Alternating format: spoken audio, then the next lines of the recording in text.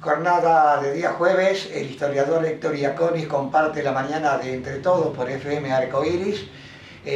Como siempre, historias lugareñas que tienen su comentario, su versión y hechos que han acontecido. Héctor, bienvenido, buen día. Buenos días, Raúl. Como siempre, un placer compartir.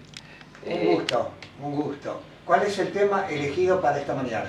Bueno, hoy vamos a hablar de una curiosidad que tiene nuestra plaza. Nuestra plaza tiene muchos vestigios de nuestro pasado muy ricos, desde monumentos. Hablamos de la Plaza General Manuel Belgrano, la plaza principal de la ciudad. Exacto. Tiene sabemos, una historia muy rica, desde las especies que forman parte de su forestación, hasta los monumentos que tiene, todo forma parte de una historia muy rica, ¿no? También tiene curiosidades. Vamos a ver una de las curiosidades, de las particularidades que tiene nuestra plaza, ¿sí? ¿Cómo no? Se trata del círculo embaldosado que está frente al Monumento a la Madre. Seguramente todo el que pasa nosotros lo observa. Hoy nosotros estamos casi todos muy acostumbrados a verlo. Es un círculo de baldosas, ¿sí?, que forma parte, ¿no es cierto?, está ubicado entre los dos alcanforeros frente al Monumento a la Madre.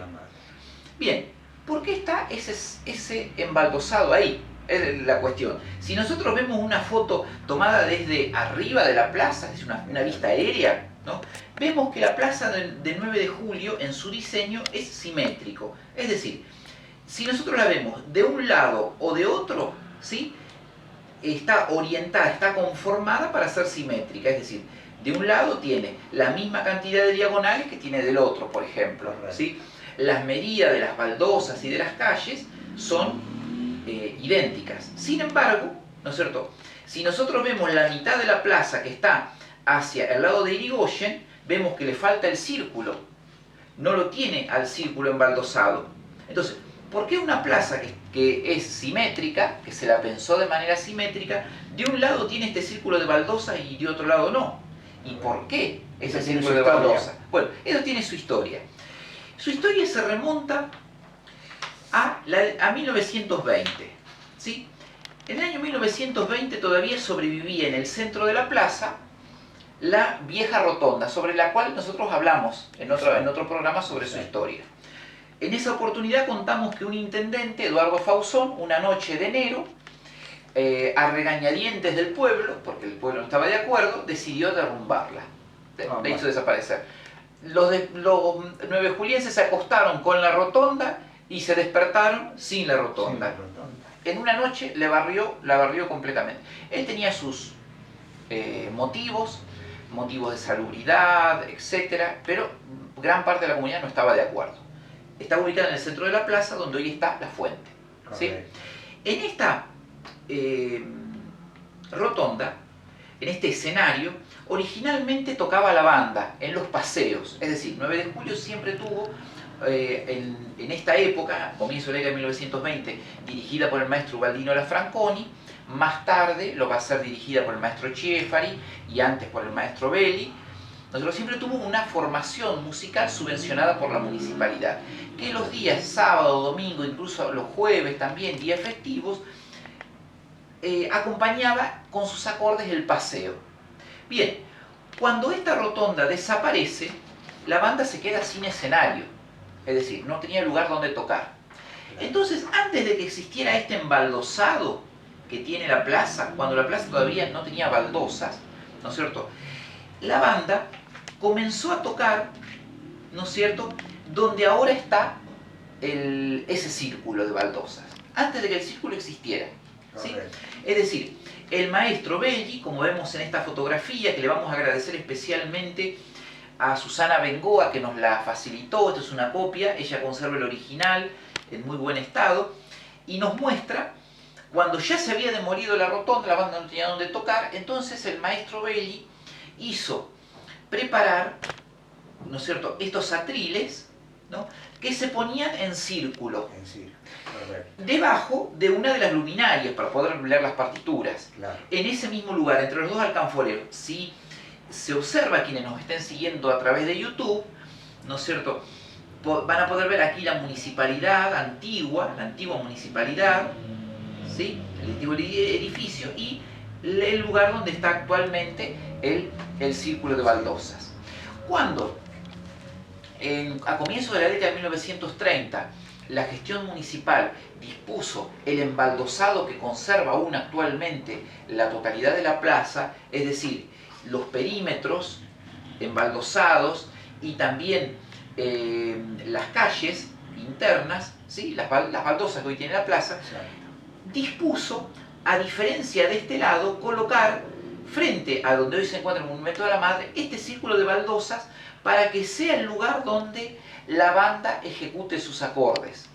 Qué bueno, ¿sí? qué bueno. En este lugar la banda tocó durante las décadas de 1930, parte de 1940, y luego, por una cuestión de comodidad, la banda escogió otro lugar también muy entrañable, ¿no es cierto?, que era en torno al sector donde hoy está el Monumento a Belgrano, entre el Monumento a Belgrano y el mástil. Ahí también se ubicaba la banda. Digamos, pero, en el centro de la plaza. En el centro de la plaza. Pero su lugar original fue en este círculo de baldosas, hoy ubicado frente al Monumento a la Madre.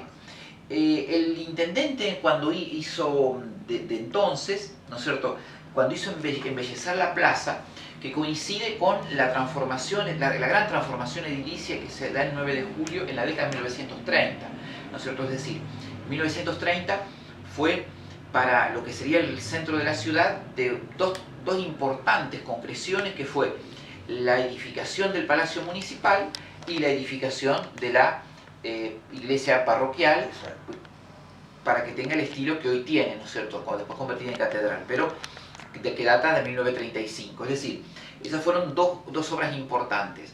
Acompañando esas obras, el intendente quiso también embellecer la plaza y colocarle las baldosas que hoy posee, ¿no?